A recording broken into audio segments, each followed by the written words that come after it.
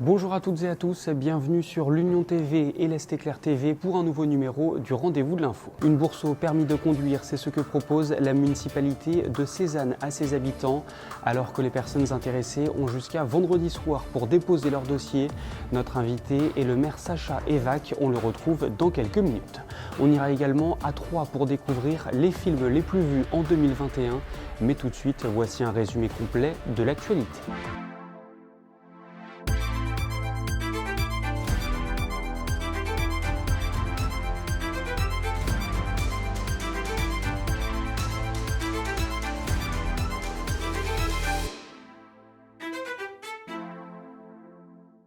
Vous l'avez peut-être constaté, les files d'attente sont parfois impressionnantes devant les pharmacies et les centres de dépistage. Avec le nouveau protocole sanitaire à l'école, les tests s'enchaînent. Dans votre édition de vendredi, retrouvez une interview du recteur de l'Académie de Reims, Olivier Brandouille. Il répond notamment aux inquiétudes des parents et des enseignants. À l'hôpital Manchester de Charleville-Mézières, la quasi-totalité des lits dédiés aux patients Covid est occupée. Conséquence, des transferts vers d'autres établissements de la région ont été effectués. Le manque de personnel est à la base de cette saturation, estime Jérémy Doucet, représentant CGT du centre hospitalier intercommunal Nord-Ardennes. Après la destruction de l'usine Asmeyer de Gauchy, 3 sites potentiels sont susceptibles d'accueillir une future unité de production.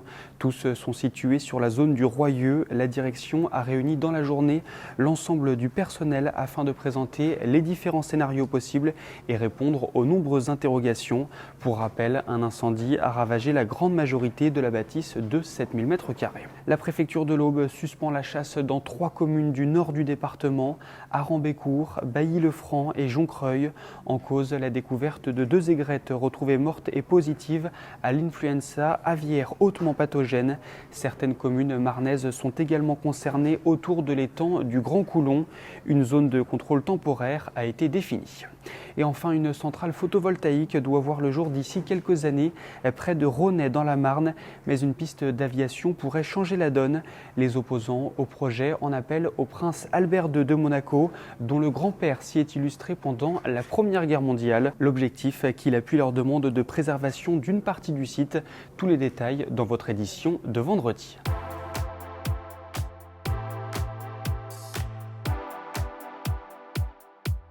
Le manque de mobilité est parfois un frein à la formation ou à l'emploi. Pour y remédier, la mairie de Cézanne propose à ses habitants de financer leur permis de conduire à hauteur de 1 000 €.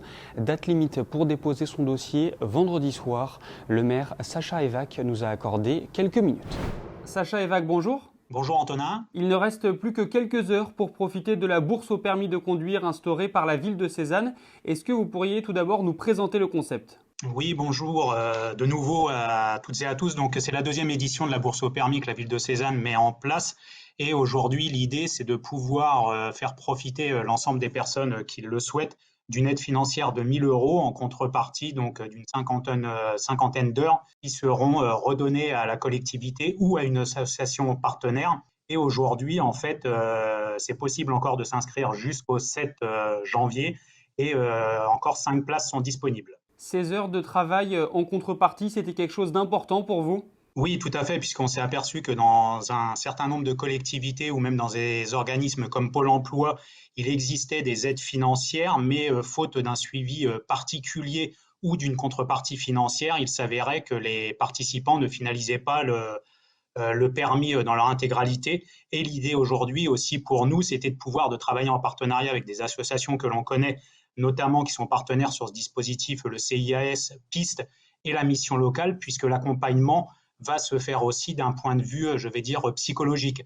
C'est-à-dire que cette bourse au permis aujourd'hui va permettre à des personnes qui sont éloignées du dispositif classique du permis pour des raisons multiples et variées, que ce soit par un manque de confiance en elles, que ce soit par un manque d'argent, bien évidemment, de pouvoir les accompagner, parce qu'on s'est aperçu qu'il y avait plusieurs profils, non seulement des personnes jeunes, mais qui pouvaient potentiellement conduire et apprendre facilement la conduite, mais qui avaient une difficulté d'apprentissage par rapport au permis, au code en lui-même.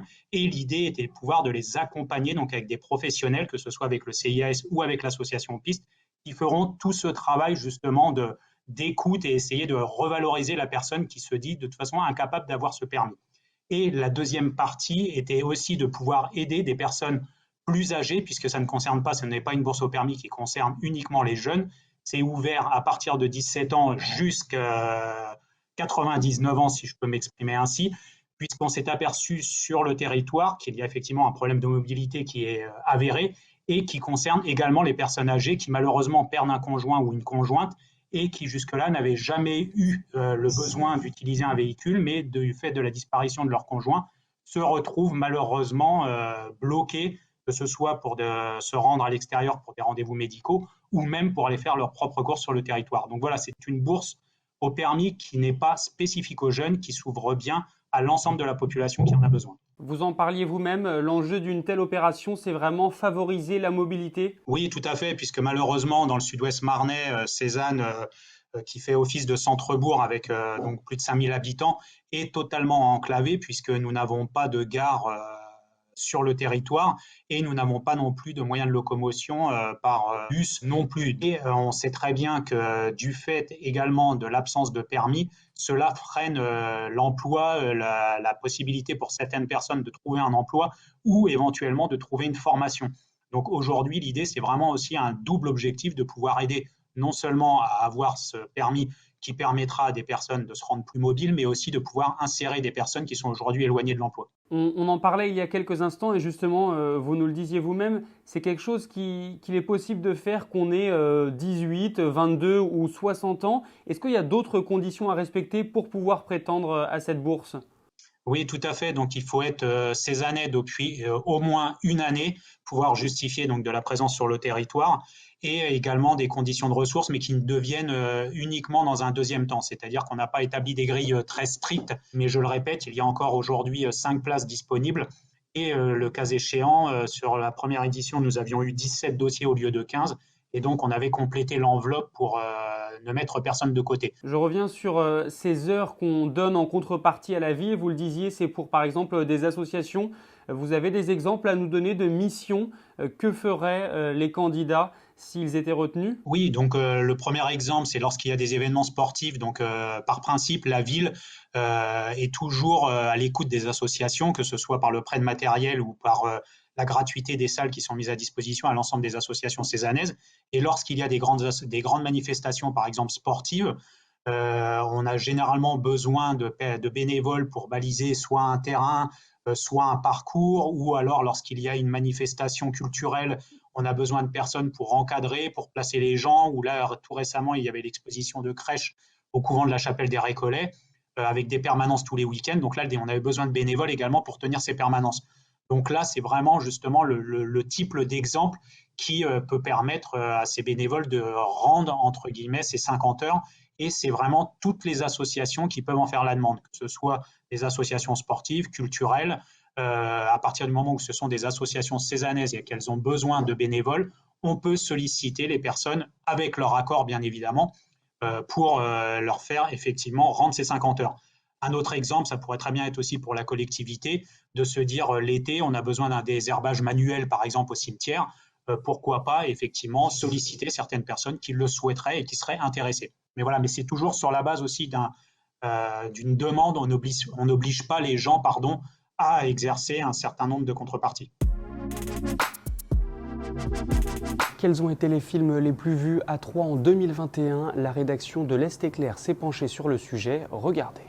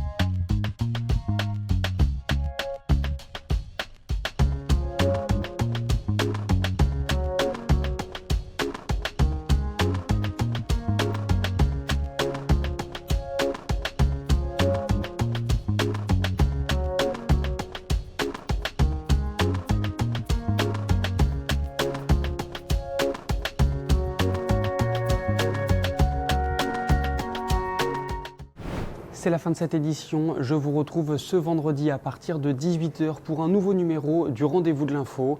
Et d'ici là, l'actualité se poursuit sur le site de l'Union et celui de l'Est Éclair.